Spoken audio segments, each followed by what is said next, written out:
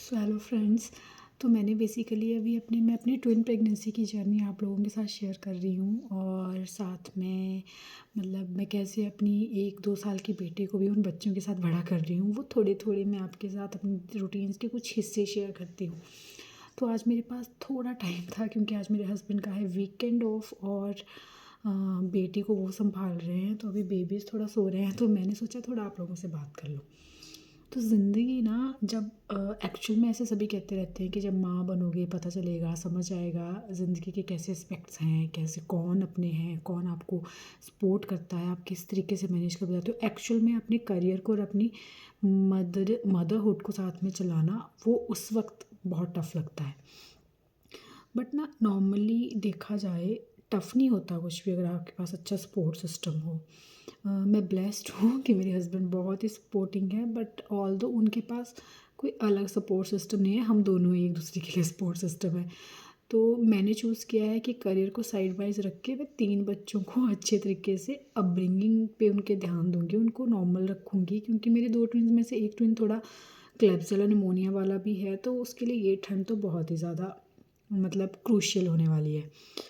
तो नॉर्मली क्या होता है ना कि लड़की के लिए ज़िंदगी बड़ी मुश्किल होती है, चाहे कुछ भी हो, वो कितनी ही वो स्किलफुल क्यों ना हो, कितना ही उसको कुछ, पर जब उसका मदरहुड का टाइम आता है ना, तब उसको एक्चुअल में सपोर्ट की ज़रूरत पड़ ही जाती है।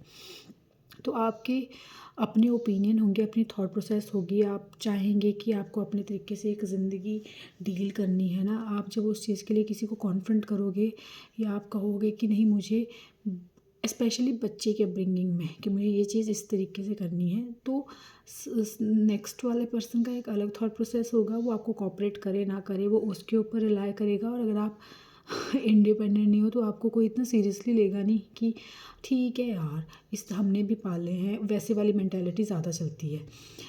तो अगर आपको स्पेसिफिक तरीके से बच्चे पालने हैं, अपने हिसाब से पालने हैं, तो आपको लिटरली बहुत ही कम परसेंटेज में ऐसे इन लॉज होंगे या ऐसे पेरेंट्स होंगे जो आपको कोऑपरेट करेंगे। अदरवाइज़ कोई आपको आपके आइडियाज़ को, आपकी चीज़ों को एक्सेप्टेंस नहीं देगा कि ठीक है ऐसे कर लेते हैं।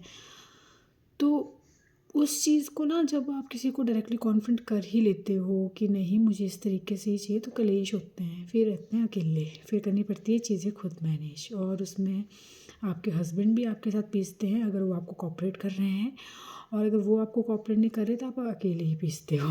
और यहाँ पे तो नॉर्मली क्या है कि चलो मैं और मेरे हस्बैंड हम दोनों की वोट लगी पड़ी है। एक टॉडलर के साथ 2 ट्विन्स को संभालना बहुत मुश्किल काम है, पर फिर भी हम जैसे कैसे एक दिन अच्छे से गुजार के, सेम रूटीन नहीं रह पाते नेक्स्ट डे को, क्योंकि नेक्स्ट डे को प्रायोरिटी बेस्ड ही काम हो पाता है कि बच्चों का मेनली करना है, फिर बेटी का करना है, तो वैसे चली रहती है, वैसे ही नॉर्मली चली हुई हैं चीज़ें। तो अभी नॉर्मली 3 महीने के हो गए हैं बच्चे, और बेटी मेरी 2 साल 3 महीने की हो गई है। तो उसको थोड़ा ज़्यादा स्ट्रगल करना पड़ा, एक तो वो बड़ी है, और साथ में उसको थोड़ा कम प्रायोरिटाइज़ किया क्योंकि बच्चे थोड़ा सिक भी आए थे हॉस्पिटल से। तो बस ये ना, ये नॉर्मल ही पूरा साल जो 2024 है, वो मेरे लिए प्रेगनेंसी वाइज, बच्चों की अपब्रिंगिंग वाइज, बस इन्हीं चीज़ों में इन्वॉल्व है। और ये पहला साल है जिसमें नॉर्मली मैं एक्चुअल में गिव अप कर चुकी हूँ अपने करियर फ्रंट पे कि अब भी कुछ नहीं हो सकता, अब नॉर्मली एक तरफ ही फोकस करना है।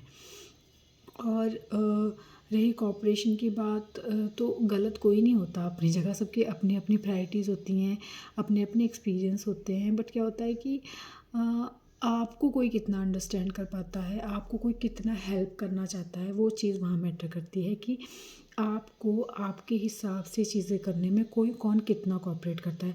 आपको ऐसे लोग तो बहुत ही मिल जाने हैं जो चाहेंगे कि आप उनके हिसाब से काम करो। सो चली होती हैं चीज़ें ना, आप किसी को ब्लेम नहीं कर सकते, कोई ब्लेम गेम नहीं खेल सकते कि वो मैं सही हूँ, वो गलत है, वो गलत है, मैं सही हूँ। नहीं, ऐसा होने नहीं वाला, सब अपनी जगह सही। हाँ, उनके हिसाब से आप कैसे हो वो आप पे डिपेंड नहीं करता, वो उनकी सोच कैसी है उस पर डिपेंड करता है, चाहे वो कोई भी हो। और आइडली एक लड़की ना, नॉर्मली अपने बच्चों को एक अच्छा लाइफस्टाइल देने के लिए, एक मदर स्पेशली, वो किसी भी हद तक जा सकती है। वो बहुत कोशिश करती है कि जो शॉर्टकमिंग्स उसकी लाइफ में रही है, या जो उसने अपनी लाइफ में एक बैड एक्सपीरियंस लिए हैं, उनको वो उनसे अपने बच्चों को कैसे बचाए और वो एक अच्छे तरीके से उनको कैसे लेसन दे पाए। और ये चीज़ हम सोचते हैं ना कि बाद में आने वाला है या बाद में करेंगे या आने वाले टाइम में ये चीज़ें होंगी, तो वैसा नहीं होता। एक्चुअल में चीज़ें उसी वक्त से स्टार्ट हो जाती हैं जब बच्चा बर्थ लेता है। मैं इतनी क्लियर वैसे थी नहीं इन आइडियाज़ में, पर मेरे हस्बैंड की बड़ी क्लैरिटी है कि बच्चों को कैसे बड़े करना है, उनके लिए क्या रिसोर्सेज देने हैं, उनके लिए क्या हेल्पफुल हैं चीज़ें। और अपने मतलब बोलते हैं ना कि जितनी चादर उतने पैर, उस हिसाब से उनको कैसे बड़े करना है। तो मेरे पास अपनी पेरेंटहुड की जर्नी में, अपनी मदरहुड की जर्नी में सिर्फ एक ही इंसान है जो मतलब बहुत कोऑपरेटिव है, बहुत अंडरस्टैंडिंग है और मुझे बहुत हेल्प मिल रही है, वो है मेरे हस्बैंड। और हम दोनों बड़े लवी डवी कपल तो है नहीं, लेकिन हम नॉर्मली दोनों ही एक टर्म पे या एक चीज़ पे बिल्कुल एग्री करते हैं कि बच्चों को किस तरीके से पालना है। तो बस नॉर्मली मैं आप लोगों के साथ छोटे मोटे अपने वीडियो शेयर करती रहती हूँ बच्चों के अपब्रिंगिंग के रिगार्डिंग, और बस यूँ ही ज़िंदगी चली है। बाय।